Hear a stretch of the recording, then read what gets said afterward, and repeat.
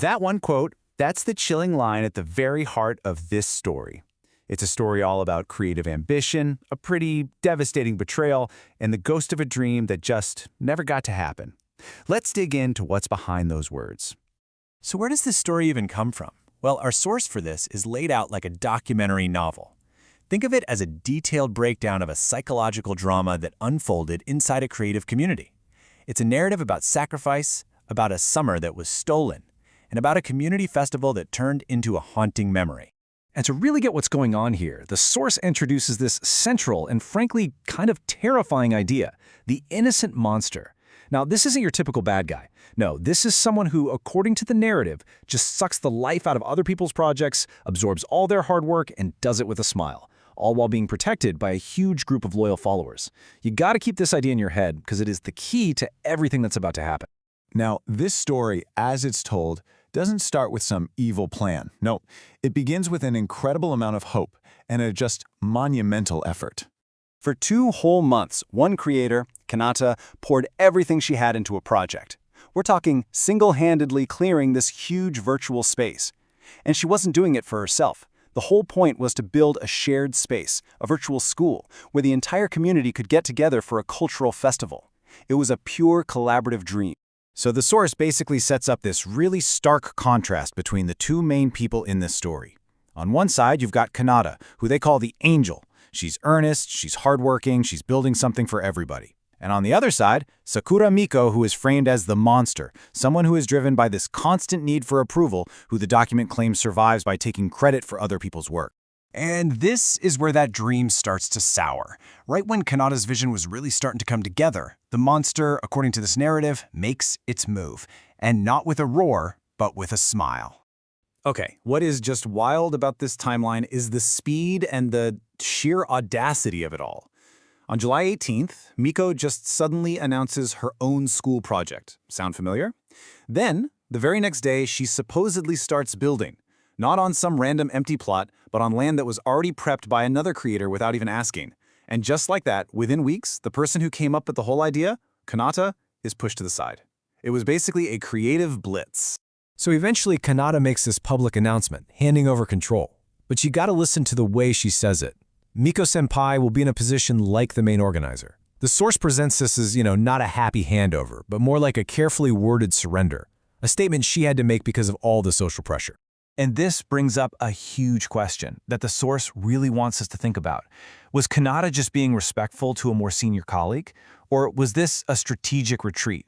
An act of self-preservation to avoid a direct fight with someone the document describes as this fragile object you just don't dare challenge?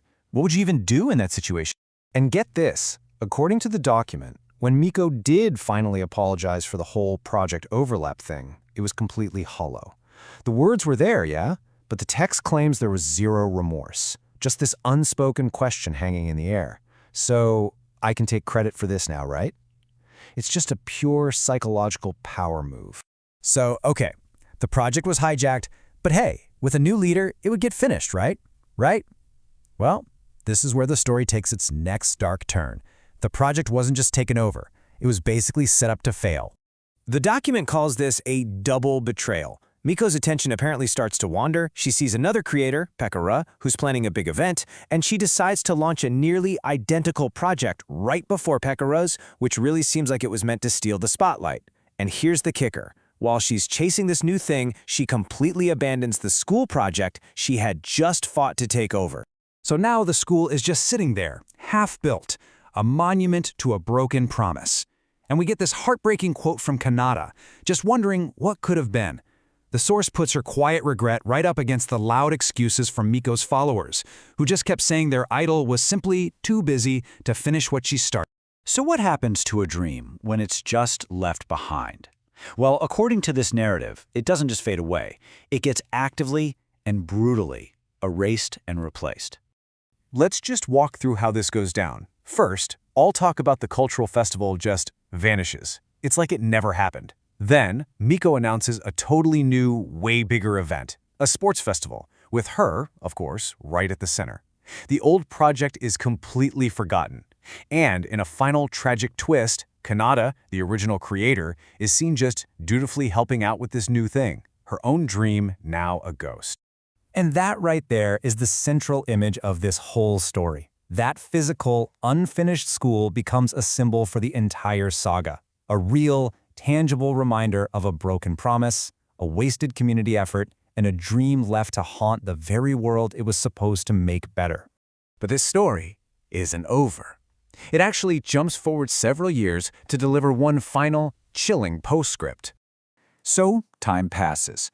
The abandoned school is still a ruin, and then, in late 2025, after years of dealing with all this, the angel, Kanata, announces she's leaving the group. For a lot of people in the community, it's this huge, emotional, bittersweet moment, the end of an era. But the very next day, Miko goes live. She pulls up an old logo for that abandoned 2021 festival, Kanata's festival. And she says this, almost offhandedly. Maybe we can hold it in 2026. Well, Kanata's gone now, though, lol. The source frames this as the ultimate insult, bringing back the ghost of the project only after its original creator is gone for good, and turning all that pain into a punch. And so, the document gives us its final takeaway. It argues that for Kanata, the angel, the only way to actually win was to leave. Her departure wasn't a failure, it was her escape. That was her happy ending. And on the flip side, for Miko, the monster, staying means being trapped in this endless loop. She's a prisoner in her own world, forever needing to consume the dreams of others to feel whole, surrounded by the ruins of all the projects she left behind. This story, as it's laid out in the source material, leaves us with this one deeply unsettling question. It's about more than just two people and a virtual school. It's about creative spaces, it's about power dynamics, and what happens to the soul of a community when it protects, enables, and ultimately refuses to hold its innocent monsters accountable. And that's a question we all kind of have to answer for ourselves.